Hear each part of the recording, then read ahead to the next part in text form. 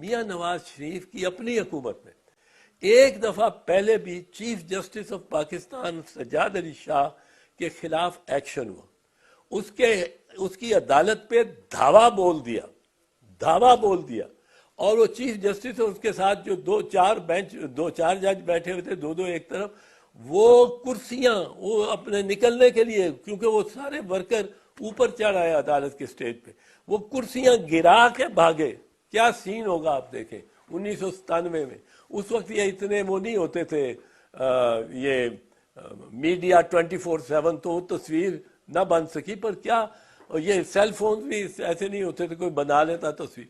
पर क्या सीन हुआ होगा कि चीफ जस्टिस और 5 जजों पे एक पूरे मजमे ने हमला कर दिया और उस पे आप फखरी करते हैं। फिर आपकी टेप्स और ऑडियो टेप्स पकड़ी गई कि आपने जजेस को ये कहा कि बीबी शहीद और आसिफ जरदारी साहब को सजा दो, ज्यादा दो, और मियाँ साहब ये कहते हैं, और मियाँ साहब की डिक्टेशन पे आपने उनको सजाएं दी, जो बाद में सुप्रीम कोर्ट ने सेट असाइड कर दी इसी बात पे कि उसमें। और वो ऑडियो टेप्स जो जस्टिस कयूम से गुफ्तगू, जस्टिस राशिद अजीज से गुफ्तगू, chief justice Lahore high court से जो गुफ्तगू और जिनको हिदायत ये दे रहे थे, वो आज तक